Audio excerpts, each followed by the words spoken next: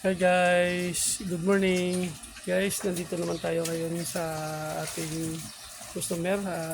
Standing heat yung kanyang inahin. So mag-EI tayo guys. So first na gagawin natin, ilagay natin yung ating clip. Ayan guys. Ayan. So hindi talaga gumagalaw guys yung standing heat. So tapos po yung ating holder. Then pagkatapos guys, bago tayo mag-insert ng ating catheter, hugasan muna natin yung bulba para at least makaiwas tayo sa infection. So ito guys, na.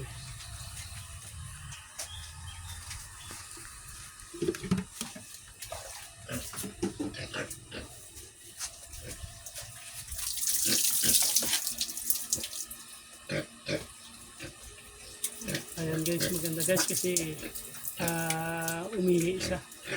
So tamang tama talaga yung timing natin. So sabunan muna natin guys para iwas tayo sa infection.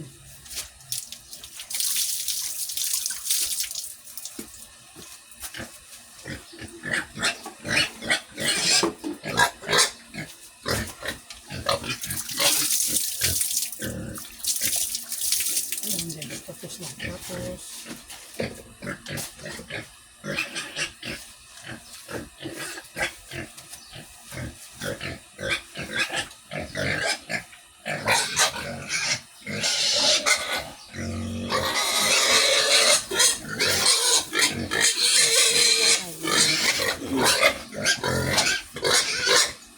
natin guys gamitin yung ating PCEI catheter guys.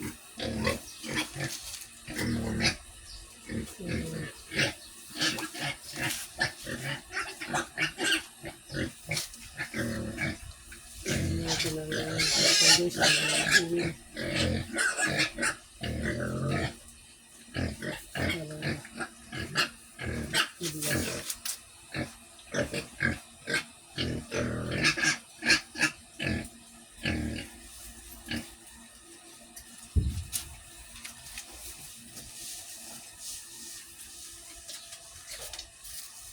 So, pwede natin ilagay guys yung ating catheter. So, yung pagpasok po ng ating catheter is counterclockwise guys. So, ganyan po guys. Tapos,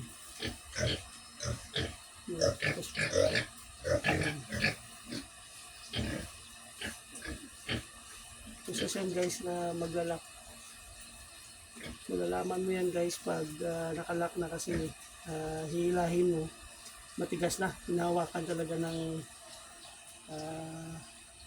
inahin. So pagkatapos guys, ipapasok natin yung inner tube. Subukan natin kung kaya nang pumasok. Ayan guys. Ayan.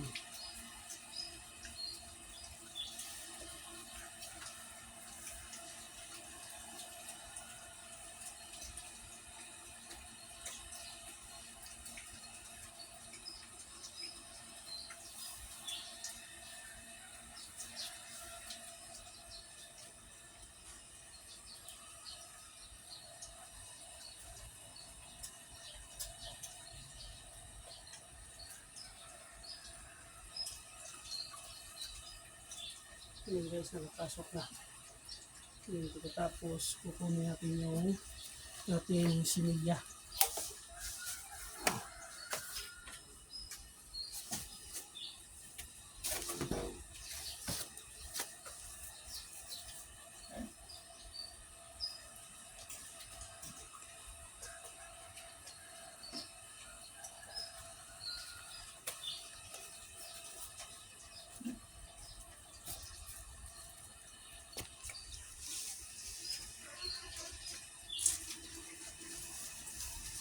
Ilagay natin guys.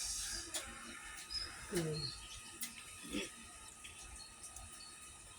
Tapos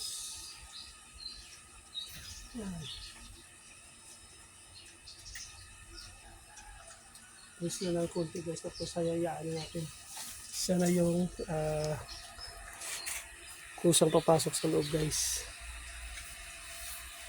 So, dalawang squeeze bottle yung bibigay natin sa kanya guys.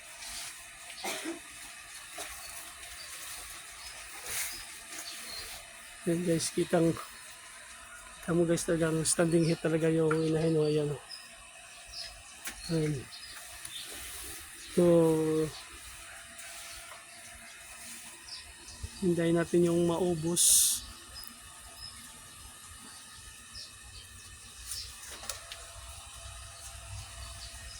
Ayan guys, oh, kita mo walang backflow guys. Ito po yung gamit natin sa mga second timer na guys na mga inahin.